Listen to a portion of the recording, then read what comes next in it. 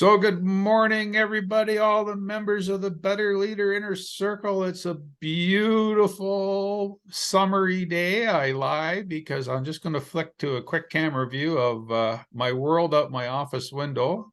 And you can see, although that's upside down, I guess, it is winter out there. And as I was mentioning to John just a few minutes ago, it was a glorious fall here, high around the 20s most days, certainly in the high teens. And for our American friends and partners in this exercise, that would be around 40 to 50 degrees with blue skies. And it is November in Canada. And for some reason, Mother Nature decided to teach us all a lesson that it is winter. So winter joined us last night. Today we're going to have an interesting conversation, and it's about grace and pauses.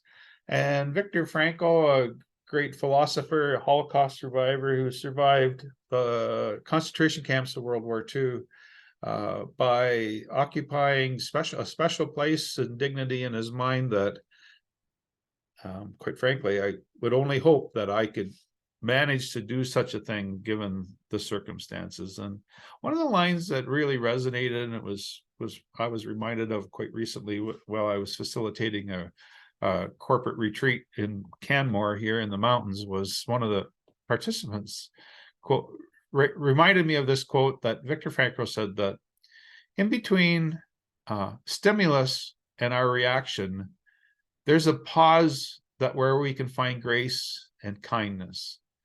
And I think it's such a powerful story. So if I may, I'm just going to switch over here to the slide deck. Oh, right, sorry. I just got to get the right camera going here. And we'll get underway. And I want to tell a story. Some of you may have heard me tell this story before, but my own personal experience growing up as a kid. I grew up in a small farming village in southern Ontario, about 2 hours west of Toronto, on the shores of Lake Huron, across from Michigan and Detroit. And we were, quite frankly, poor people. We didn't have a lot of money, and it was in the 60s. And the most amazing thing that ever happened was when a color TV showed up in our house one Christmas, which was pretty remarkable. That said, I think a lot of the TV was still only being broadcast in black and white, so a color TV was a bit useless, but here we are. But I was a voracious reader as a kid. I had a great imagination, and I got distracted easily by lots of things. But one of my favorite things was reading. I read all sorts of, I don't know if anybody is old enough to remember a magazine called The Boy's Life, which was full of great adventures. And the other one was, of course, The Hardy Boys. And the Hardy Boys were two brothers that were forever getting into great mysteries and great adventures. And they were junior detectives, and they would solve all of these amazing crimes. And as soon as I had one, I read it in a matter of minutes in our itty bitty little library in our itty bitty little town. Often stocked them, but they were rare and they didn't get rotated through very often. So once you read one Hardy Boy book, you read it. There's not a lot of adventure in rereading it. And one day I was downtown in our pharmacy, our little drugstore that was in our little village at the time, and Mr. Turkheimer was the pharmacist, and he was busy, and I was at the back by the books and the magazines. And sure enough, there was this Hardy Boy book, and I was quite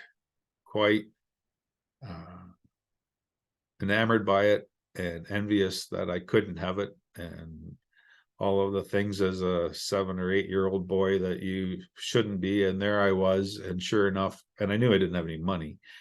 And so before I knew it, it was up under my shirt, and I was out the front door and gone home. Well, a new book in our house, it doesn't show up unannounced very easily. And of course, I was caught with this new book. And my dad turned me around and walked me right back downtown from the house to the drugstore. And he said, "You get your backside in that store, and you put it back, give it back to Mr. Turkheim, and you apologize and just hope he doesn't send you off to jail." which was horrifying to anybody, but horrifying to a 7 or 8-year-old. And so I did go in the store, but I didn't go to see Mr. Turkheim. I went back to the back where the magazines and the books were, and I slipped it out from under my shirt and tucked it back into the bookshelf where it came from in the first place. And I quietly shuffled out of the store, hoping the world was none the wiser. And I bumped into my dad was waiting for me, and he asked me if I saw Mr. Turkheimer, and I said no, I didn't. And then we turned around and went right back in.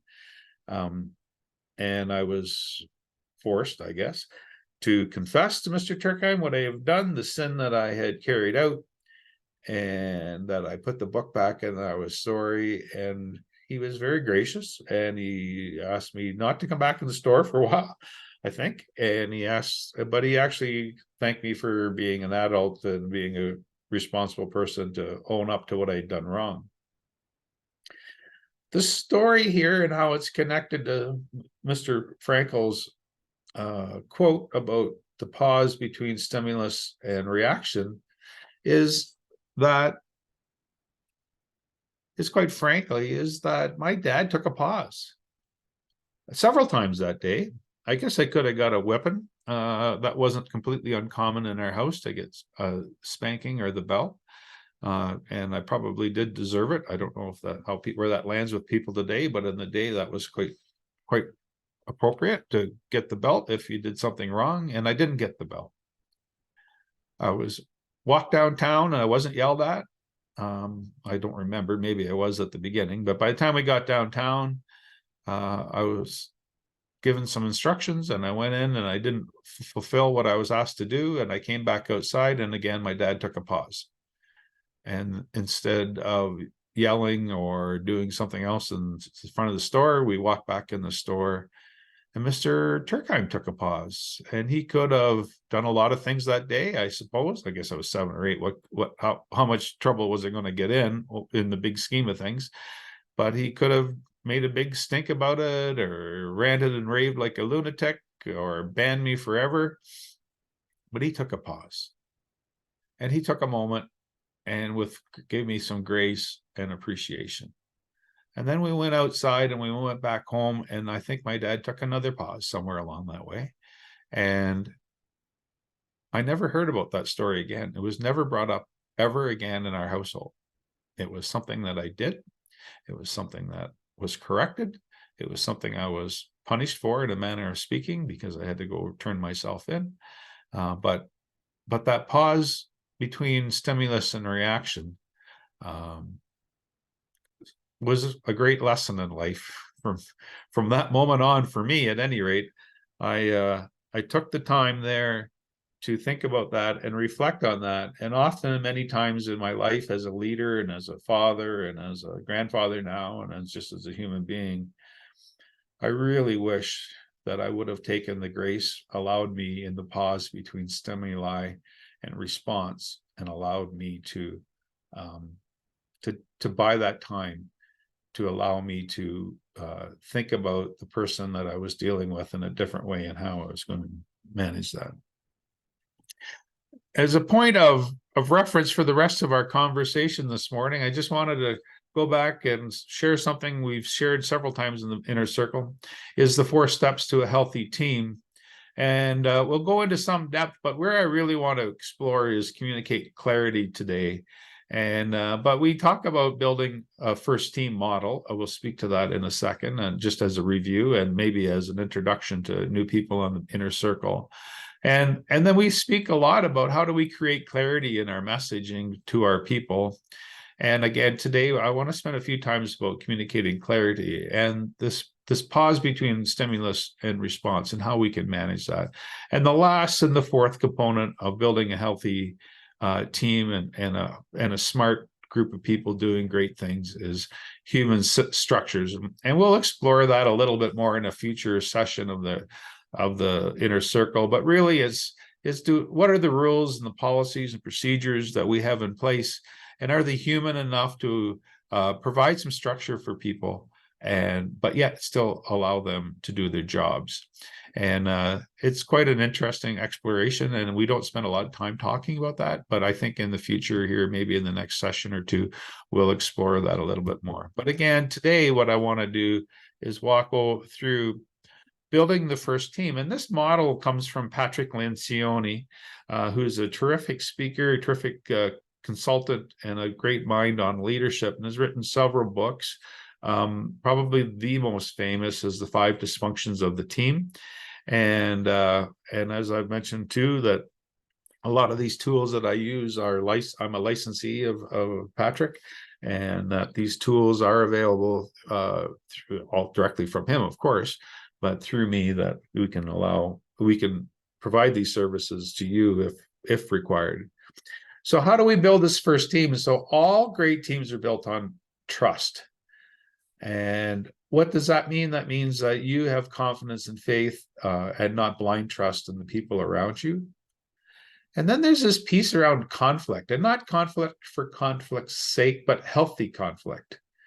And that means that we can have it out and discuss and argue in the very best sense of the term, the word argue our points and get them on the table and then come to some kind of agreement.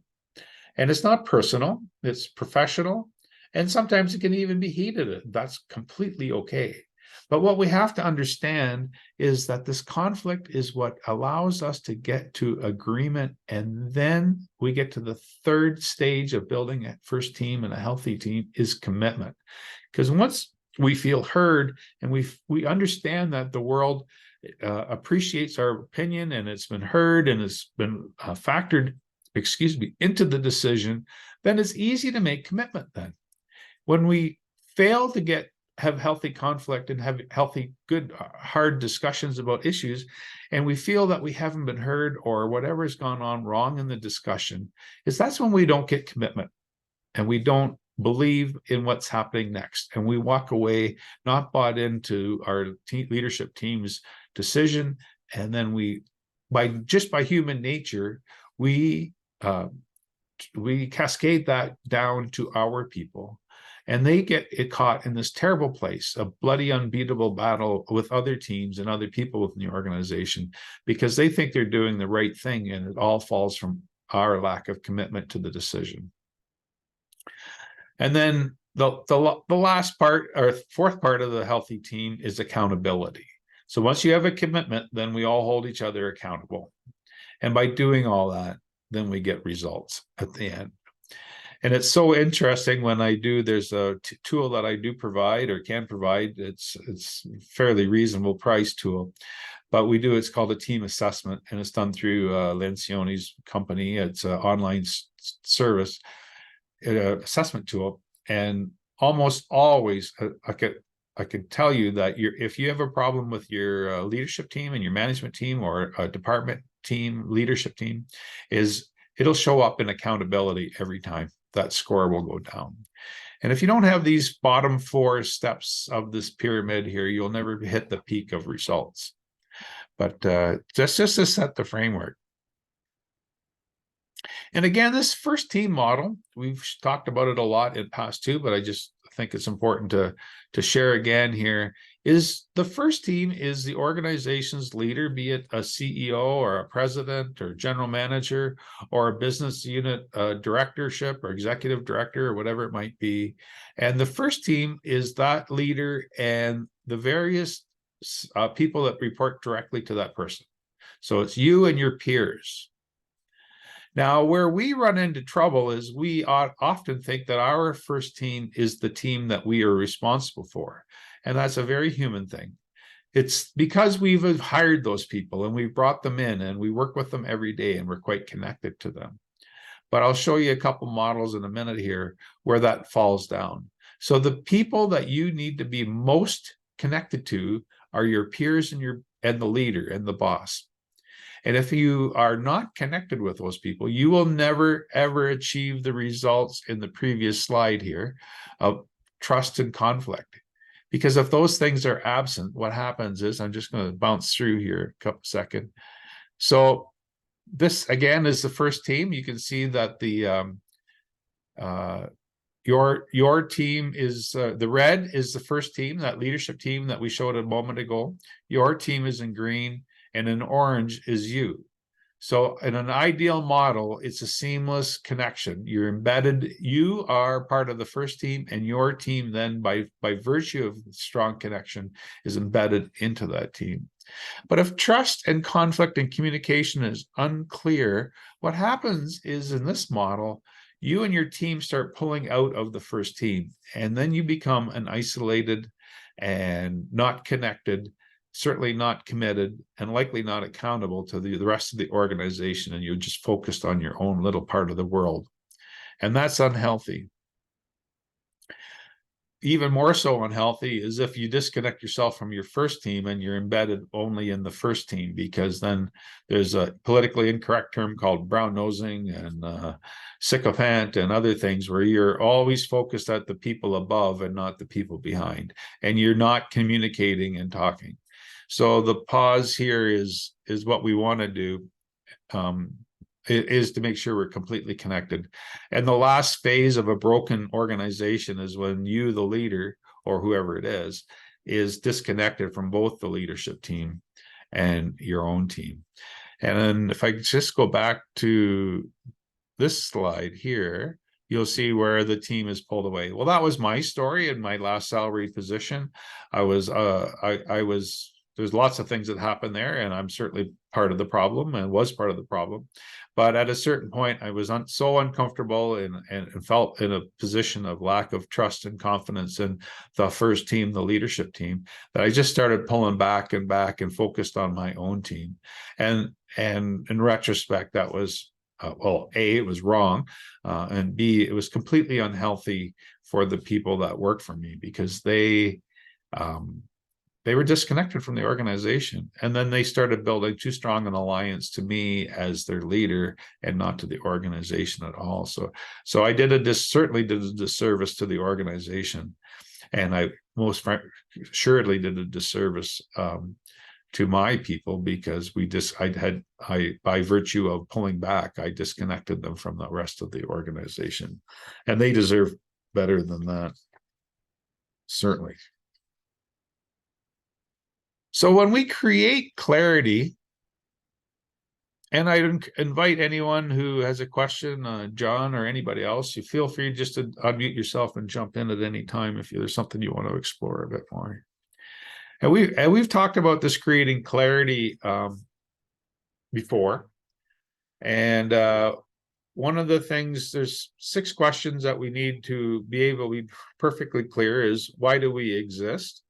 And that's can often be framed in a way that's esoteric, and maybe in an organization like a nonprofit or a government organization that, to provide work, to protect Canada at home and abroad, or Red Crosses was to alleviate suffering by enabling the power of humanity. Those are pretty high level.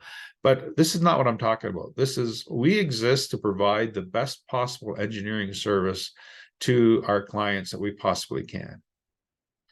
And then how do we behave? And this is a values question, right? Are we honest and forthright, and we have good conversation? And when we're behind closed doors, we duke it out, but when we leave the boardroom or the meeting room, we are all in one. And then what do we do? Well, we build the houses, or we develop, or we respond to disasters. And then this next question is actually quite interesting, and I would challenge any of you, if you're on a leadership team, to take a look at it, because how will we succeed? And we all have KPIs and all those sort of high-minded and well thought out conversations. But if you could boil this down to a simple question, it should be, if we don't get this particular thing done in a reasonably short period of time, 6 months, certainly no more than a year, then we'll have deemed to have failed. And one of my clients is an engineering firm, and they were having a fairly high correct error rate on their projects. And it was, it was costing them money, it was costing their clients money. And at some points it was like 60 to 75%. They were in the 25% error rate, where which was not acceptable. And they decided as a team that if we do not reduce our error rate to 95% in the next 6 months, we will have failed. And that's simple. By turning that into a very articulate and simple statement, and tangible in the sense that it is short term or relatively short term, then everyone could get behind that. And everyone could focus on what's important. And they all knew that everybody from sales to development to project management to shop production and leadership, if all those people were not focusing all of their work on that simple task of we have to reduce our error rate, then they knew that they would fail, and it focused the organization like nothing before. And then what is the most important thing right now to do to get to there? And then the accountability part is who must do what. And if you can answer those questions and slot names into those questions and be very articulate about it, then when you have your meetings, you can hold people to account. You can challenge people who are not getting their work done and being accountable in a healthy way, that you can either find out what's going on or what they're missing or who's not supporting them, or if they're not the right person. And then that opens up another level of conversation. So once we have created this clarity, the next thing that we need to do is to begin to communicate clarity. And there's 4 broad ways of doing that. We talk about repetition. So it's saying it in ways and terms that we have to do it over and over again, and way more than we often think we need to do. Because, as a leader, we say, well, I told that person what I wanted. But did you? Or did you just say something and they heard blah, blah, blah, blah, blah, blah, or they heard something completely different? Our messages have to be extraordinarily simple. And we need multiple mediums of how to deliver that. So in person, of course, is usually best. In a casual way, we have to be able to deliver it. In a more formal setting, sometimes we can use video, we can use email, we can use a whole range of mediums to get our message across. And then clarity about cascading the messages. So how does it, once it leaves the boardroom table or the leadership team, how does it get to the shop floor? And how do we know that? Well, this is where I think I'd like to explore just a little bit, because language matters. And there's that terrific post here. But before we take a step, I think we need to talk about the ladders of inference. Oh, go ahead, John, please. So you go back to your first slide. Sorry, which slide is that, John? Sorry. The one with the why do we exist? How do we? The 6 questions. So yeah. Yeah. The last one, I always find that to get clarity, it's a really good point. It's who must do what, but I've always found that that's only half of it. Yes, it's who must do what and by when. Oh, right. Yes. Right. Yeah, so absolutely. Knows when's the end date? What's the deliverable? When do you need to do this? When do you have to do it by? Yeah. Because how do you succeed if you don't know when you have to get it done by?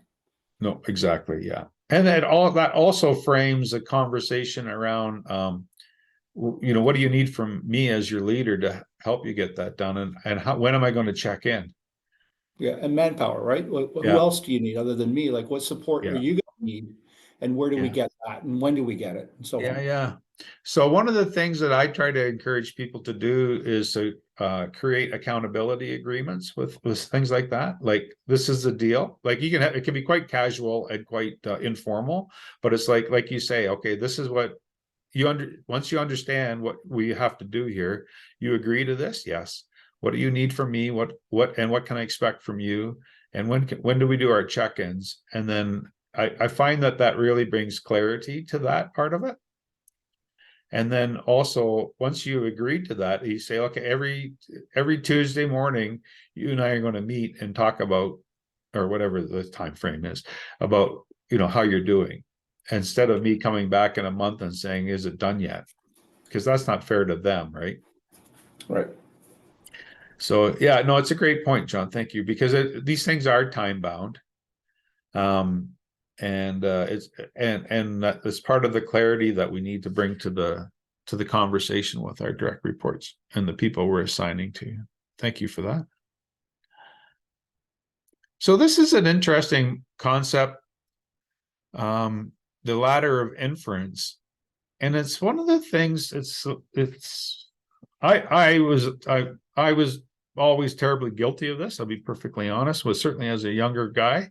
As I got a little bit older and longer in the tooth, I took more time and think about that. But we see things in our mind about people that are around us, and if we say we see somebody that's all dolled up like in goth clothing and black hair and all tattooed up, well, we might very well select data from that image of the person that we're looking at and decide, well, look at those tattoos. And then I'm going to add meaning to that. Well, is still a group of people in this world of a certain generation that tattoos are not complementary. and then we make an assumption about that. Well, if they're all tatted up, they must be a bad person, or they're a rebel, or they're problematic and all sorts of things. And then we draw conclusions that, well, jeepers, maybe I can't trust this person. Maybe this is a bad person. And then we start believing our own story, but we just painted about this person. And then what happens next is we filter all of our perspective on that person back through as we start to observe what they're doing. And then we read into everything that they're a bad person.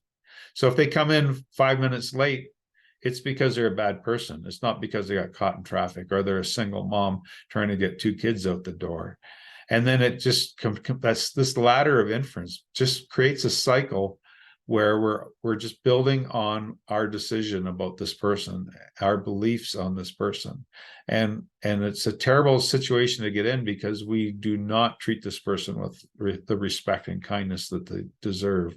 We've painted this picture, and by gosh, by gall, by darn, in any way, where everything we do will confirm what we think of that person. So it's I just draw that to your attention, because anywhere along that way, we can take a pause and break in what we're deciding and step back and make sure the response. So if we see somebody all dolled up as a goth and all tatted up and black hair and heavy makeup, we should take a pause. We should take a pause and start selecting the data that we really need to take away from that. Like, maybe we should talk to this person and figure out if they are a nice person. And then they could be walking around, they could have a PhD in philosophy for all we know, and be a great thinker, or they could be the best welder there is on the planet. But we've already, if we don't take that pause, then we just select the data that confirms what we think we saw. And then we start adding meaning. And then if we start adding in the meaning, I personally take a lot of stock in my gut feeling about when I bump into somebody or a situation. But where I have learned over time is, is to take a pause and just check my gut feeling. It's usually right, but I always check, because sometimes it's wrong and sometimes I make a mistake. So if I check the data or check what I think about this person against reality, then I can confirm or deny the data that I'm using to build meaning, and up the ladder it goes. Excuse me for a sec. Pardon me. So I just think we need, when we're in, applies to this story, this particular session, because we're dealing with our peers on our first team, and we're often dealing with the people that work for us. Yes, exactly. Similar to unconscious bias. Thank you. This is the part where we need to take that graceful pause and step away. And if you're looking down the room at one of your peers and they're rolling their eyes at something, or they're sitting like I am right now, cross-armed, and we come from this place where we've been told for most of my life that if you've got crossing your arms, you're closed in and you've made up your mind and you've made your decision. And so one time somebody asked me about it. They said, well, look, you're sitting there cross-armed.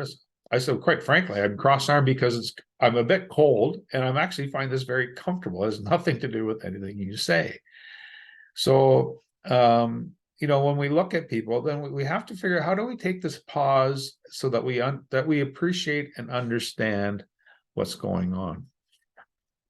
The next little exercise, and I know, John, I'm going to call on you a little bit here because it's a pretty small group this morning. But if I tell you half the time, what does that mean? Is it 100%, 50% of the time? What's your perspective on what half the time? Yeah, half time would be like 50%. Sure. What about sometimes? Maybe like a quarter. Yeah. How about almost always? Probably getting into like 15% of the time. Yeah. How about usually? 90% of the time. Okay. Once in a while?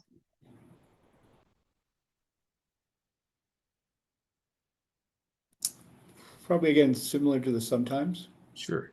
Hardly ever? So 90% I don't do it. Yeah. Now, what if you're having a conversation and somebody says half the time this happens, and they have a different perspective on what half the time is? I think you mentioned earlier, half the time is clearly 50% of the time. I think when I did this little exercise a little while ago, I think half the time for me was even more than 50% of the time. It was like it was a regular occurrence.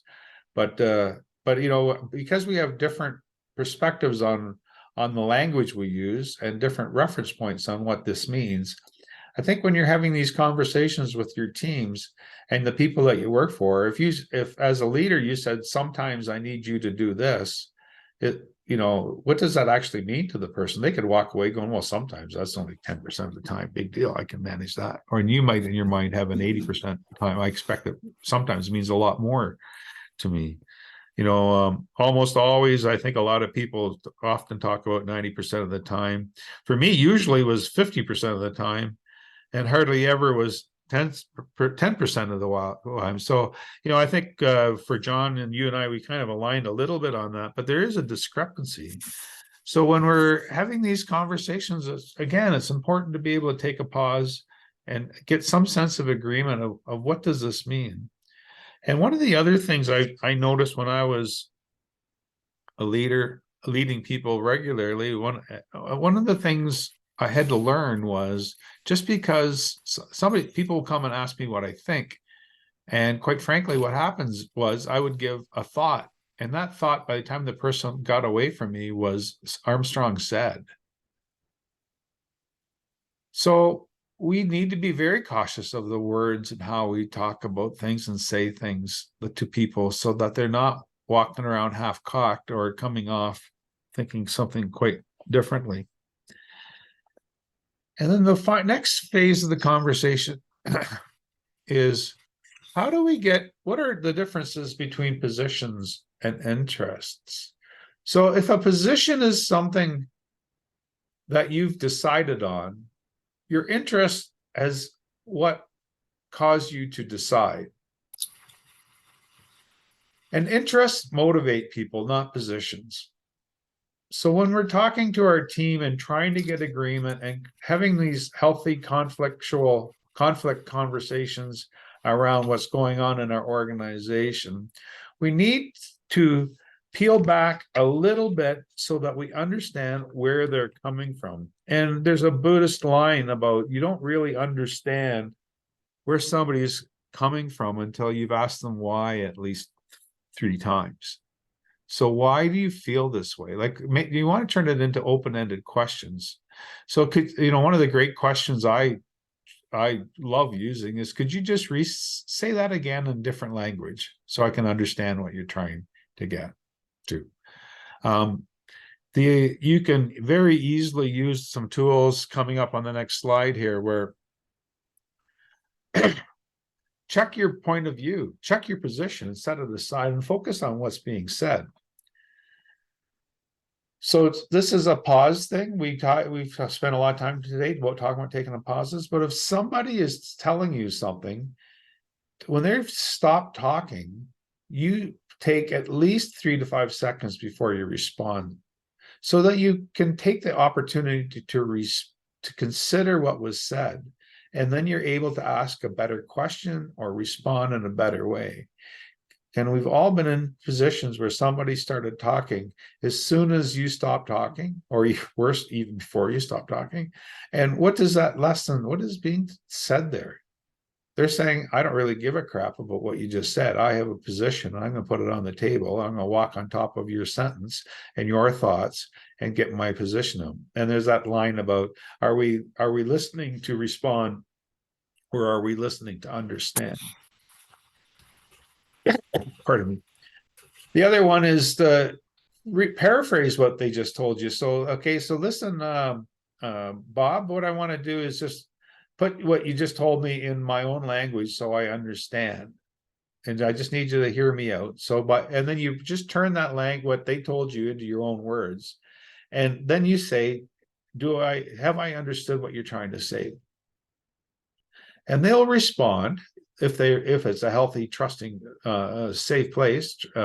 So they'll respond that you got what you said, or they'll refocus. And then what you might want to do is to say, okay, well then tell me again. Repeat what you said. I'm sorry if I haven't quite got it yet, but could you tell me again what you just talked about? And then the last way is to reflect back on the person, what they said in as close to as you can to their exact words, so that they understand that you heard them and that you haven't hijacked that conversation moving into a different place. And the final ways is, I talked about it during the slide, is like using open questions, using broad questions to encourage. So instead of asking somebody what happened, ask them, what did they think about this? Where did this come from? What was the backstory? Tell me more. And then you can get to where people's interests are. And once you get to interest, then you're often, what you can do is be able to get to agreement on the interests. And that allows you to build a position that you can both agree on. And most conversations, I know the world these days is terribly polarized, certainly politically, but there's a lot more in common about what we're thinking about and doing than we often give. So we don't give enough credit to that. So how do we peel back the onion and get to what we have in common, so then we can get to a shared agreement on the position that we want to take on these things? So I think that, these are very broad tools that we can use. But the number one thing I would say is that we just need to be able to understand how and where we can get to the pause in the conversation, the pause in how people are responding, so that we can get to agreement, get to commitment, and then we move to accountability, and then we get to results. The final part of building the human, or the powerful first team and healthy organization, is human structures. And as I said earlier, we'll spend a bit more time on human structures in the future. But one of the things, there's 3 tests of these sort of things: is it necessary? Is it necessary now? And who should do it? So if we're putting a system in place, a rule in place, is it right touch? Is it a human response to the situation? Is it necessary at all? Is it necessary now? And if not, then when? And that will allow us to build tools, because more often than not, policies and rules and procedures are put in place because we haven't taken the pause in our day to think it through. It's a reactive thing. Well, somebody stole or used a company car for personal use, and they weren't supposed to, so we build this rule right away. And so if we step back from that a little bit and say, well, it's never happened before, and we just need to educate people, maybe we can get by without a rule or a policy or procedure. Excuse me. So we're pretty well run to the end. John, do you have anything you wanted to add, or some question, or something you wanted to explore a little bit? No, this is really good. I really appreciate this. It's been a good level set for me, just to see this presentation. So thanks very much, Stephen. Oh, you're Appreciate it. very welcome, John. And just for everybody that's watching or listening in the future on recording, our next session is December 21st. I know it's just before Christmas, but we've been trying to schedule these things on the third Thursday of the month. And unfortunately, due to a whole series of technical issues, we ran out of a problem in October. And what I'm going to be doing, it's just coming together now, is we're going to have a special guest to join us for a special holiday session of the Better Leader Inner Circle. So you can mark your calendars now. Of course, you'll get the invite in the future. And the link, of course, to the Better Leader Inner Circle there. If you haven't checked it out, we can do that. It is we have lots of guests come and go, and you're more than welcome to join us at any time. But it is designed as a subscription service. And then the final thing is, of course, if you want to get a copy of my book in a PDF form, you can go to the website, and there's several places along there. So again, thanks for everybody. I'm going to stop the recording. And if anybody, John in particular, if you want to hang around for a few minutes afterwards, you're more than welcome. And I wish everybody nothing but the best and in leadership. And of course, if there's some questions or something you need, or some information, or even a 15-minute little health check, I'm the second easiest guy in Canada to get a hold of, and all you have to do is reach out at any time. So at this time, I'm going to bid adieu to everyone, and I'm going to stop the recording. Take care, all.